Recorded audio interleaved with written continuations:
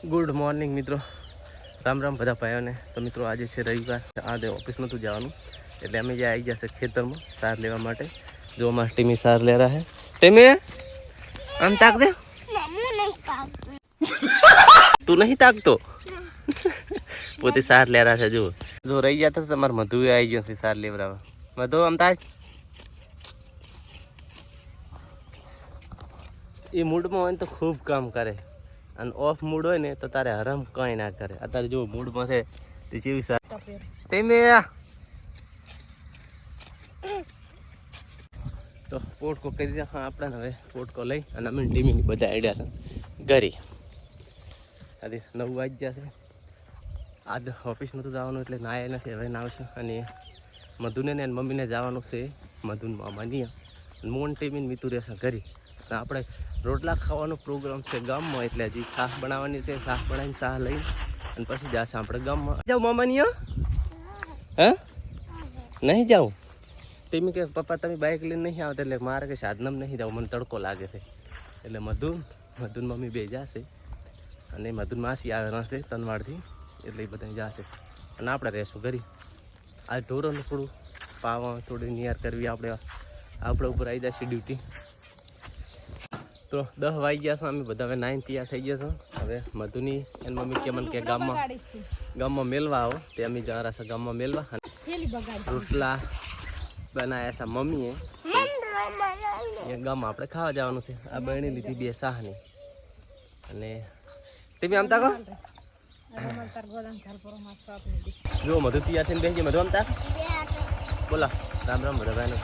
રામ રામ બધા ભાઈ. Good morning.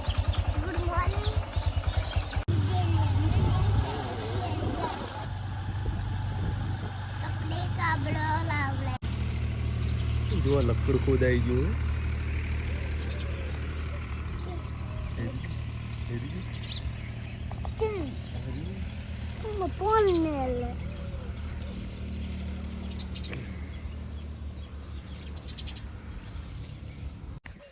વાગ્યા છે 3, લગભગ 3:30 થવા આવ્યા છે. તાપ જબ્બર લાગેલો છે, પણ ભાઈ બોલાવા આવ્યા છે કે ભરતભાઈ આડો ઠીસરમાં તે રાયડું કઢાવવા જવું છે, પણ જબર તાપ લાગેલો. શું કરે કહો?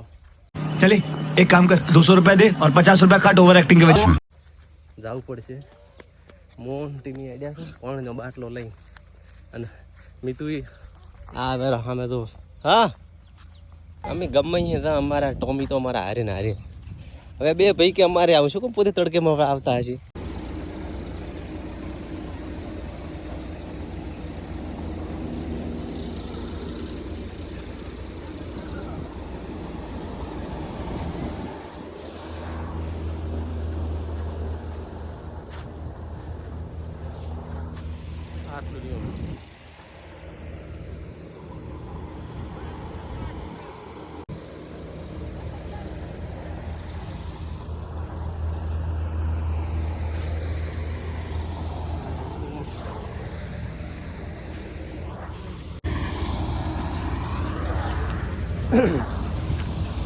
દોઢ કલાક થી સાઈડ ઉપર 2 કલાક જેવું છે સાઈડ. હવે પછી પટી ગયું છે. આપણે જરા કરી કેમ કે જબર ખરજ ગયેલી છે ઘરે જઈને હવે નાશ્યો. હવે લગભગ વાગ્યા છે 7:06 વાગ્યા છે અને મધુનો ફોન આવ્યો છે કે પપ્પા અમે ગામમાં આવી ગયા છે લેવા આવો. તો મોન મિતુન ટીમી જઈ ગયા છે ગામમાં એમને લેવા માટે. એટલે ટીમી પકડો, આમ પકડ.